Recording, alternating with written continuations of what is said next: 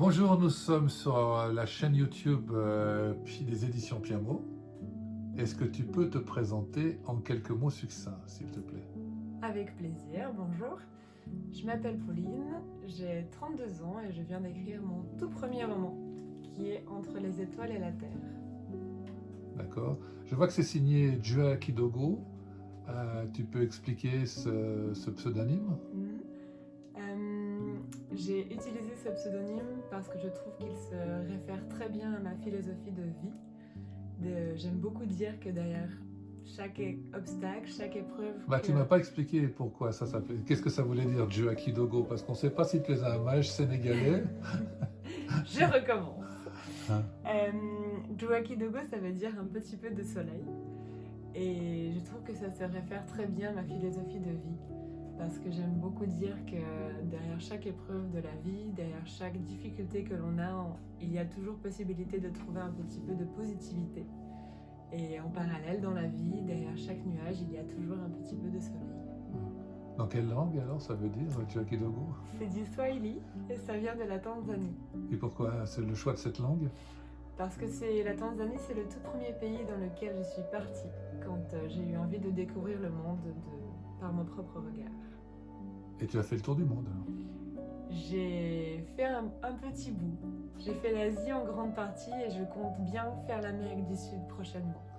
Et tu es revenu avec un livre, ou l'idée d'un livre, ou un chemin intérieur, un livre.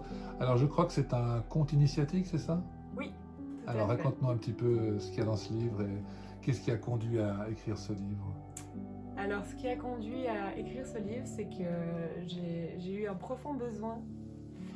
J'ai eu un profond besoin de trouver du sens dans ma vie. Je trouvais la vie très difficile, je trouvais les injustices que je pouvais voir au quotidien extrêmement dures à accepter. Et pour m'aider à trouver ce sens, je me suis plongée dans le monde de la spiritualité, des énergies et tout ce que ça englobe. Et au bout de 10 ans, j'ai eu envie de mettre en mots, sur papier, tout ce que j'avais vécu, tout ce que j'avais imprégné, et est né ce livre. Ça n'a rien à voir avec une leçon, une injonction ou des conseils. C'est juste... Alors je ne souhaite convaincre personne. Je ne pense que je ne suis meilleure que personne. Je suis convaincue que moi, ça m'a aidée. Et des retours que j'ai eus, non, je sais pas, j'ai envie de le dire comme ça.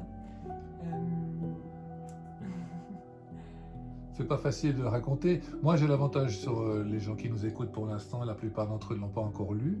En fait, il y a une mise en scène quand même, parce que c'est un conte initiatique, mais c'est aussi un roman.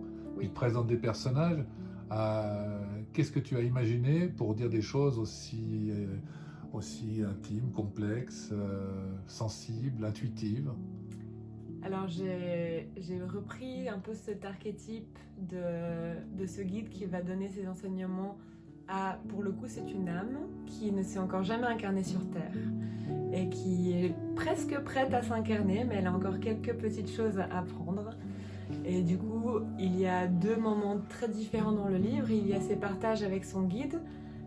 Ces deux âmes aiment bien se retrouver sur les anneaux de Saturne. Et à côté, il y a l'école de la vie, où Yoni, mon personnage principal, se retrouve avec 5 autres âmes pour recevoir des enseignements de leur professeur. Bien. Je disais que ça n'avait aucun objectif d'enseignement. Tu n'enseignes rien, tu partages une certaine idée ou une certaine sensibilité que tu as.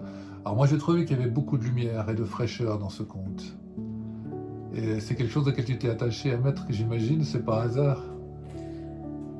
C'est ta vision du monde en quelque sorte, cette idée de luminosité, de fraîcheur et de chemin vers quelque chose de positif et de beau en fait. Ce n'est pas un constat sur les injustices, mais c'est plutôt un chemin intérieur vers la façon d'aborder ces injustices, j'imagine. Oui, comme j'ai pu effectivement le dire avant, il y avait beaucoup de lourdeur en moi avant. Et ce chemin m'a permis de donner extrêmement beaucoup de légèreté, de sens, de bienveillance, d'amour. Et c'est effectivement quelque chose que j'ai voulu faire ressortir. Vraiment j'aime bien dire que c'est un livre qui peut potentiellement apaiser les cœurs et l'âme des gens qui le liront. Parce que C'est doux. moi, je sais que tu as traversé de choses difficiles, tu as eu, comme tout le monde, des deuils, mais un particulièrement qui t'a touché Oui. et qui a démarré un peu cette réflexion parce que un deuil, c'est quand même la découverte de l'inconnu, d'un certain inconnu. Et je pense que c'est là où tu as commencé peut-être à te poser ces questions-là et que ça t'a guidé dans ton écriture. Alors honnêtement, c'était déjà avant. Depuis assez jeune, je me suis posé beaucoup de questions par rapport à la mort aussi, justement, effectivement. Mais c'était venu déjà depuis avant. Un livre du Dalai Lama que j'ai trouvé de façon totalement hasardeuse m'a éveillée.